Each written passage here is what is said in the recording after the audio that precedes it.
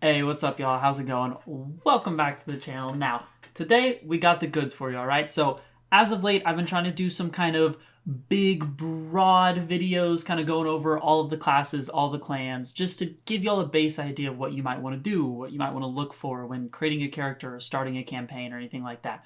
But now, we're gonna shrink it down in size, right? We're gonna get a little more detailed and dive a little more in depth into some classes. And today, we're starting with Genjutsu Specialists. Now, some of y'all might be asking, what is Genjutsu? And if you don't know, first off, go watch Naruto. It's a great show. Okay, if you can't tell, I love it. It's a great show. Anyway, it is basically something where you're going to play with people's sense of time, sense of space, just their reasoning overall. You're going to play with their senses. You're going to make them hear, touch, smell, taste, feel things that aren't really there, confusing the battlefield, causing mass hysteria, causing damage. And if that sounds like a good time to you, then hey, maybe this is what's suited for you. Maybe Genjutsu Specialist is the right thing. And, you know, if you're not really still 100% sure, let me give you a quick example of what Genjutsu might be.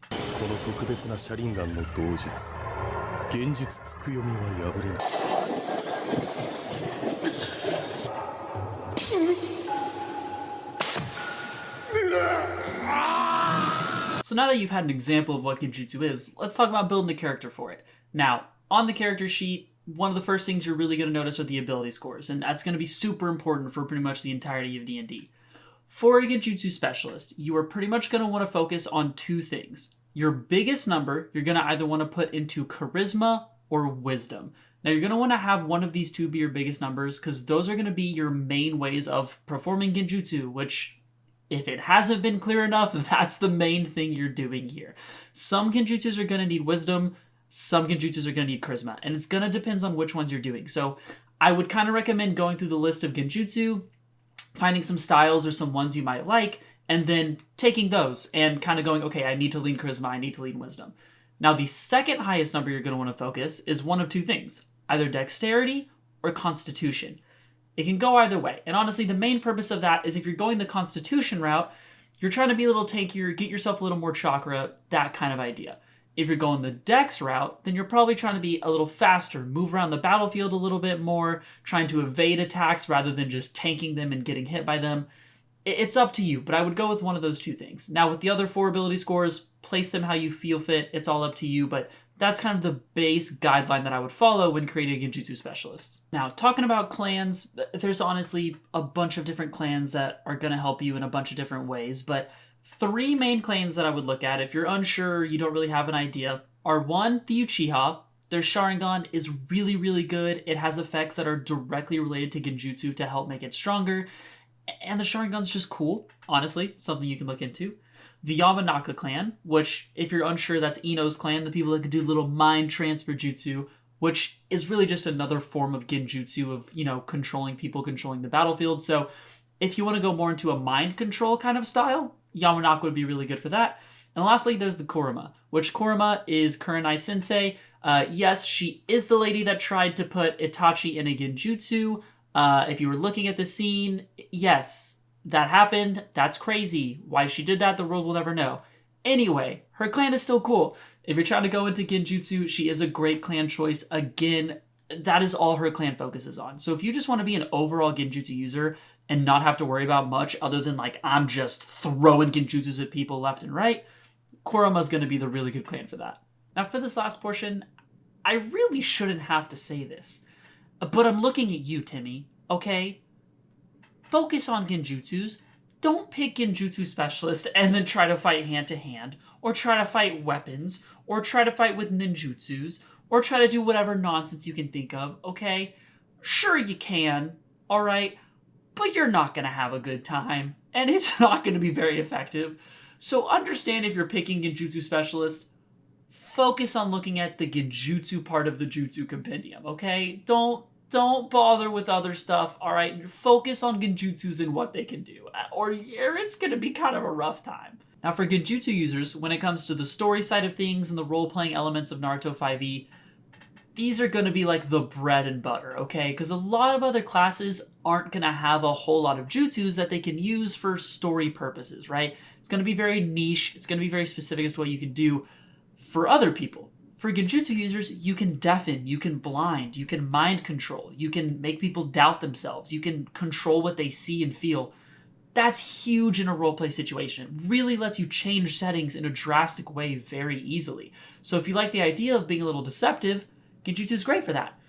Maybe you still want to be an honest Genjutsu user. That's fine. You're going to have a pretty high charisma if you choose to go that way as a Genjutsu user, making you very persuasive. So you can be a very honest, very persuasive, outgoing, friendly person, right?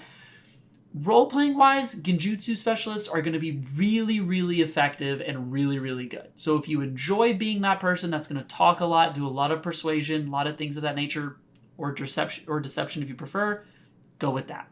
Now, battle-wise for a Genjutsu specialist, what should you expect? Well, for one, you're going to want to stay back. Further. No, I mean way back. There you go. So something like this distance more so. Okay, now, once you've gotten back that far, now you're going to have to decide, and more than likely you would have already predetermined this before getting into the fight, but if you're the kind of person that wants to see high damage numbers and wants to roll and just absolutely crush someone, great. Genjutsu users can do that. But one, expect a little bit of prep time in the sense that if you really want to maximize your numbers, you're probably going to have to use some jutsus that will amplify future Genjutsus and things of that nature. 2, expect to be pretty single target, especially early game. For the most part, Genjutsu users early are gonna mostly focus on one person. It's a lot easier for them to do high numbers and high damage to one person. I mean, Phil Swift said it best. That's a lot of damage. Thanks, Phil. Now, the other side of a Genjutsu specialist is when you're using it to crowd control. Genjutsu users are painfully good at this. They have blinding effects, deafening effects. They have things to make other people do more damage, things to paralyze, things to slow, things to make people see things that aren't there, attack things that aren't there, taste things that aren't there, get poisoned from just gas in the air. Genjutsu users are ridiculously good at this. So you can also choose to go more that route. And if you're okay with being the guy still in the back, but letting your teammates do most of the work while just kind of stun locking the enemy, this is also another class that you can think about taking. All right, so now I want to go ahead and go into subclasses. Now, almost every class, at least that I know of, has some type of subclass or choice that you make to take your class and really narrow down its focus. So for Genjutsu Specialists, there's a couple of options. I'm going to run through them real quick. The first one is going to be the Beguiler, the Beguiler, the Beguiler, the Bejeweler, the Bejeweled, the Bejeweler. Anyway, however you pronounce this word right here, these guys are going to be really good at changing the perception of the enemy, mainly using things like transforming themselves in the eyes of that person to look like something else, be something else, something in that sense. So if that sounds like a cool focus for you, you want to go with these guys. I'm not trying to say it again. And next we have Corrupt Thoughts. Now, for one, these are what I have late at night when I'm laying in my bed. For 2, this one's a lot easier to say than the last one. And for 3, their main focus is really going to be on, as it's described in the book at least, taking down the enemy before they even get a chance to see you. So one of the main kind of uses of this subclass is that you're going to have an ability where you're just whispering words or things like that, causing damage. These guys are going to be really good at throwing out damage from behind cover or hidden in the shadows or something like that. That's what they're really good at. So if you want to be a little hidden, but you want to throw out some high damage numbers, these are pretty good at that. Now for our third option, we have Illusionist. Now, if I need to explain this one, that's crazy, because it's exactly what it says. You're creating illusions, right? It's similar to the Bejeweler, except the main difference from that one is they more so transform and morph your vision of things, whereas these guys are going to create things. So you might see 2 of me. Hi, Blzane. As the other one, instead of being me, I would just be a whole new person. So for Illusionist, if you want to create deception around you, they're a good one to go for that. All right, and here we got layered reality. Now, I'm not talking like a Frito bean dip that's 8 layers down, all right? This is Genjutsu we're talking about, okay? Now, this is going to be being able to take Genjutsus and do multiple at the same time. So you're going to be able to stack Genjutsu effects on top of each other, especially ones that you need to concentrate on without having as much trouble with it, right? So if you want to be able to hit your opponent with a bunch of crowd control effects, This one's really good at that because you're going to be able to concentrate on a bunch of different ones happening simultaneously. So if you like crowd control, Laird is good for you. And here we got Misty Distortionist. Now, honestly, this one's pretty easy to explain. 1, if you like poison, they're going to be really good for you. 2, do you want to make people inhale said poison? They're going to be even better for you. Okay, that's really what they're going to focus on. They get a special type of genjutsu that allows them to create basically just a poisonous gas in the air that, when inhaled, wouldn't you know it, poisons the bad guys. So if you like the idea of, just making an area filled with some kind of toxic fume that takes out your enemies, perfect. This is where you want to be. And now for our second to last one. I can't decide if this should be a rap name or something that you call someone who never shows up to anything on time. I'm looking at you, Jessica, and that's a time slipper. Now, time slipper, it does what you'd probably think it does, messes with time, right? Makes people's perception of time change. Now, they can do a few things with this. 1, they can kind of take or grant actions sometimes from enemies to teammates, things of that nature. Sometimes even kind of affecting their own speed, moving certain amounts and things like that, because their enemies start to perceive time in such a way that allows them to do so. So if that sounds interesting to you, you want to control a clock, and you want to show up on time, this is good for you. And last but not least, we have the perfect one for our music heads. If you really like sound, then these guys are going to be for you. These are going to be the Sirens. Now, these people use Genjutsu in the form of sound. And it can either be to damage, disorient, confuse, anything of that nature. They're pretty broad in what they can do and what they can manage.